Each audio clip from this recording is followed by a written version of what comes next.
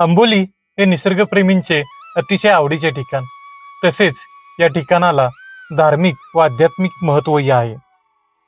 निसर्गाच्या सानिध्यातील हिरण्यकेशी देवस्थान हे अंबोलीतील महत्त्वाचे स्थान आहे. देवराईतील एका गुहेमध्ये पवित्र अशा नदीचा येथे उगम झाला आहे. त्याचीच माहिती आजच्या भागात आपण घेणार आहोत.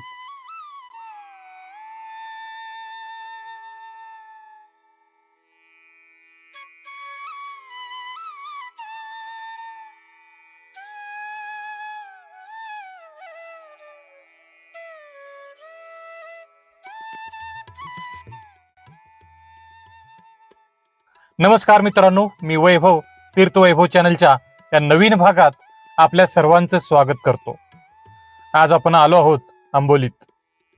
आजऱ्यातून अंबोलीच्या मुख्य धबधब्याकडे जाताना मुख्य रस्त्यावरून डाव्या बाजूला डांबरी रस्त्यावरून या देवस्थानाकडे जाता येते. सुरुवातीला गावातील छोटी छोटी कोकणी घरे आपले स्वागत करतात.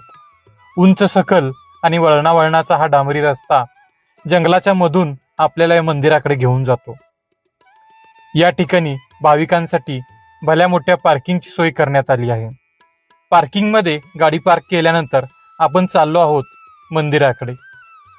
मंदिरामध्ये जाण्यासाठी काही अंतर चालत जावे लागते.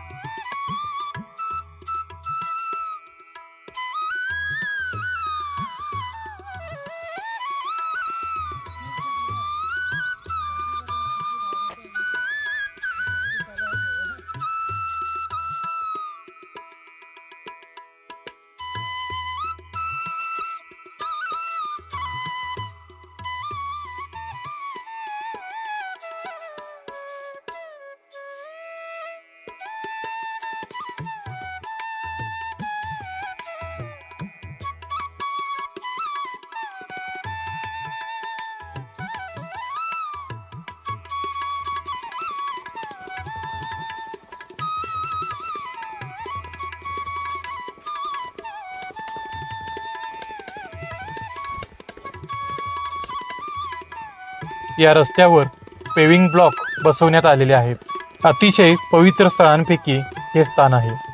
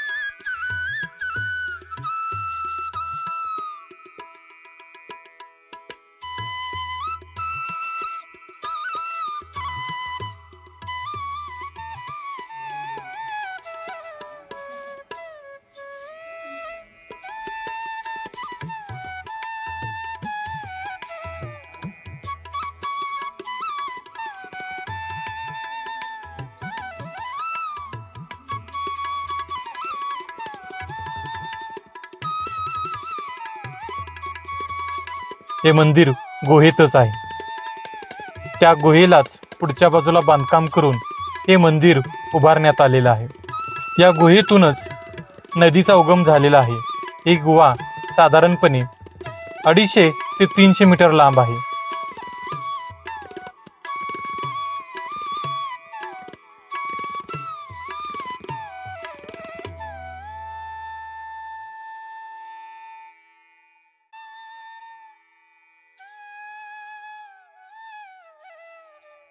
मंदिरात शिवलिंग, गणेश मूर्ती व देवी महालक्ष्मीची मूर्ती आहे.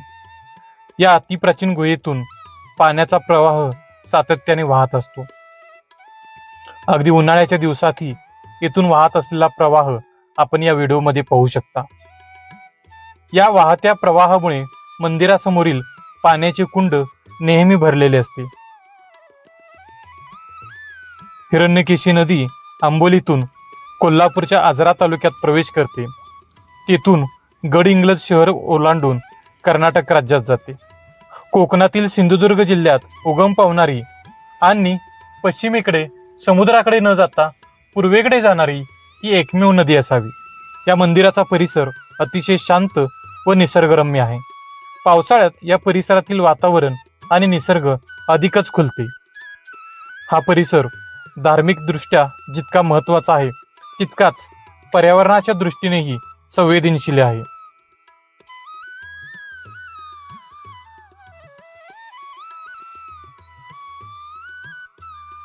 अलीकडील काळात या नदीच्या गोड्या पाण्यात एका नवीन प्रजातीचे मासे संशोधकांना सापडले.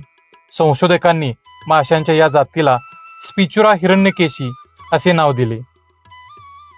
हे संशोधन डॉक्टर प्रवीण राज, शंकर ब्रनियम व तेजस उद्धव ठाकरे यांनी केले.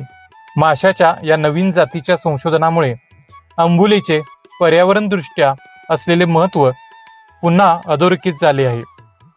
आम्ही ज्यावेळी दर्शनाला आलो ती वेळ सायंकाळची होती. त्यामुळे आम्हाला सोडल्यास एकही भक्त या ठिकाणी नव्हता. हा संपूर्ण परिसर जंगलाने वेढला आहे.